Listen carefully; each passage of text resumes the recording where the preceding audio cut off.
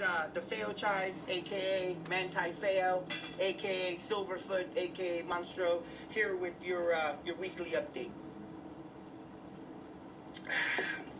I just wanted to start by saying this is a crazy year so far. From Butter and Jasmine having what looks to be a breakout year, to teams like Handlebars, myself, and Jafar looking for some way to salvage the season at this point.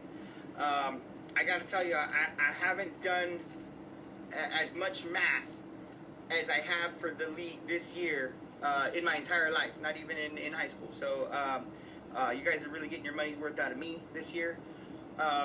Let's start with the weekly matchups. I'm going to start with Tunkies and me. Seems like every week has to come down to one game or one player, to decide my fate. And much like in life, they've been coming up short. So almost every time it's been the same thing. Just scoring one less point or one less drive. And I gotta believe that his pig heart was palpitating. The lard that he was sweating out was there when the Dallas game went into overtime, but was quickly sucked back up by his pores, thanks to Dak running the field and making it so that there was no chance in yardage-wise for me to win that game. Tunkos, good for you. You're having a great season. What else can I say? Next matchup is Parrot versus Butter. Not sure what's happening to Parrot's team. He came out the gate 3-0. He was looking strong. And then all of a sudden he started stacking up losses like bodies at draft day. Literally loss after loss after loss. I'm sure the remodel at his house has something to do with exercising demons or changing his fate. But when you live that close to Jafar, the demons and the Sal are never too far away. Butter takes this match without hitting the Hundi this week. Next up, we have Rata versus Jasmine with the exact opposite. It's like a Bizarro world for Parrot. Jasmine's like his Bizarro. Jasmine came out 0-3, like we thought he was going to be. Everybody's going to walk all over him. And then all of a sudden, he's just been doing what you got to do. You got to win against the people at the bottom. He's, picked up W's against some of the bottom feeders. So, he's going through them like a Clayton Kershaw would go through the bottom of a lineup. I'm telling you, it's pretty hard to stomach at this point.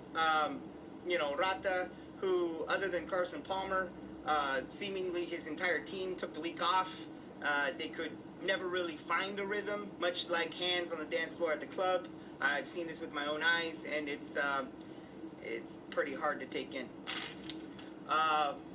Next match, Mana versus Handlebars. Not only could Handlebars not crack 65 this week, his team of rehab rejects could barely post 2 double-digit players. It's no way to get it done.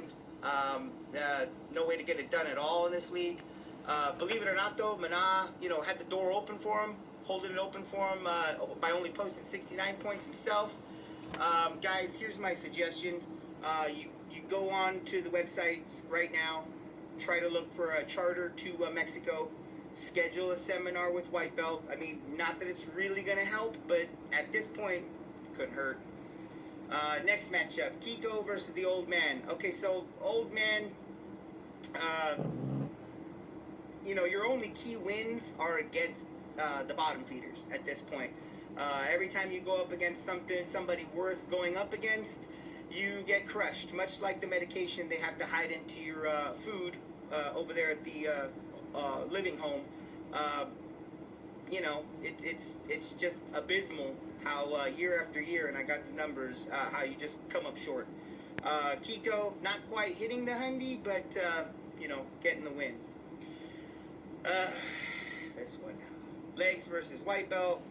The battle of the Hundis. These guys have some squats. I'm going to be honest. But that's what to be expected when you got one guy drinking apple juice on draft day and the other guy having the sole reason why there's a buddy system at draft day. I don't want to spend too much time on this matchup. Both of them hitting the Hundi. Legs continuing to show his dominance. gets another win. And then finally, Baby Gap versus Jafar. Much like his jokes and the loss of Armo Khan,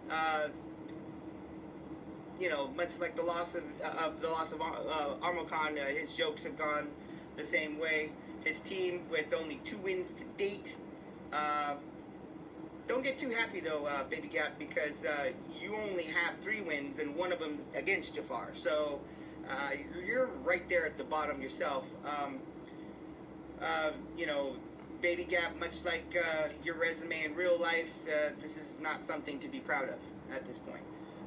So Baby Gap with the win, but 1 of 3 wins.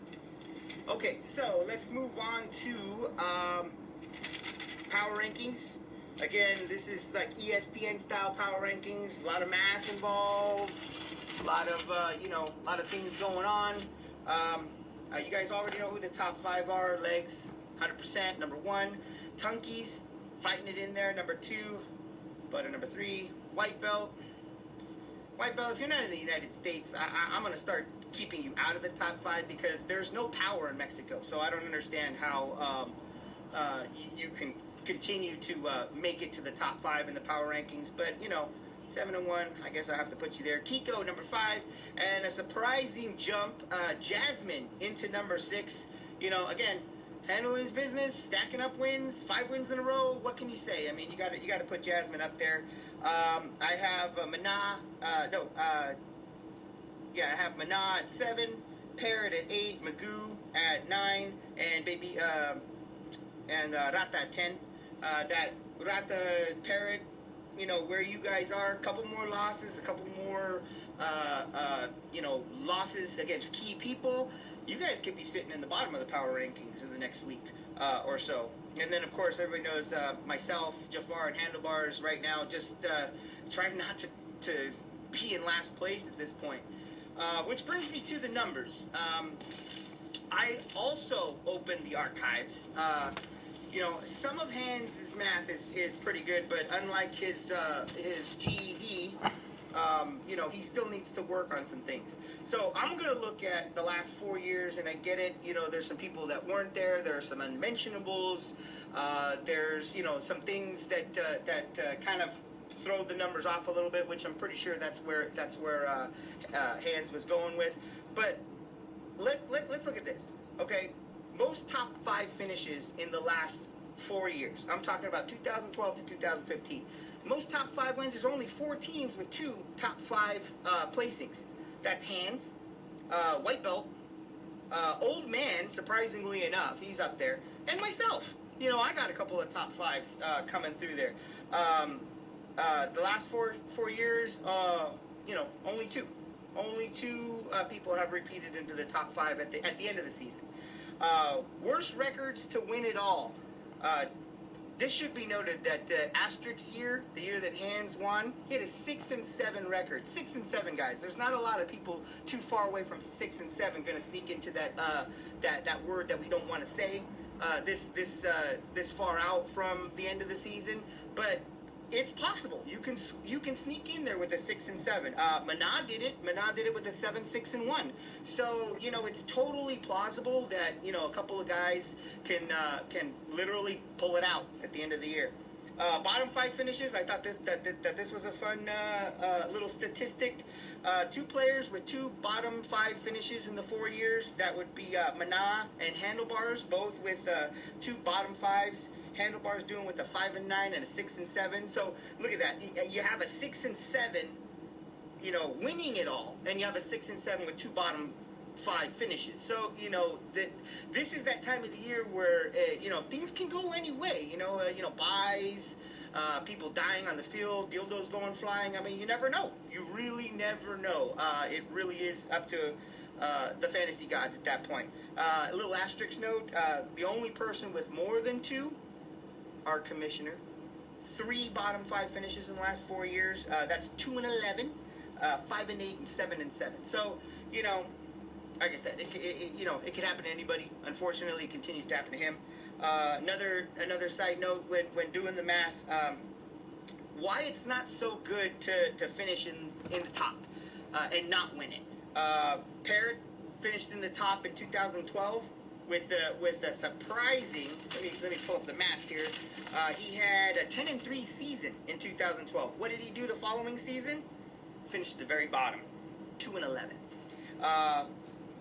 One of the unmentionables, one of our Shrine brother, actually, finished number 1 in 2013, and then finished in the bottom 6 in 2014. So finishing at the top, not necessarily a guarantee for your longevity. Duly noted that finishing at the bottom doesn't necessarily mean you're completely out of it. It's still anybody's game. Still anybody's season. Just like Jasmine can come up with 5 straight wins. One of the bottom feeders, Handlebars, myself, Jafar, could defy, every aspect of fantasy as we know it, and come out with a respectable, I wouldn't say winning, but respectable season going forward. This has been your weekly rant by me, Fail. And I'd like to thank you guys for listening and tuning in. And, no sync. It's the only league that matters, guys. It's the only league that matters.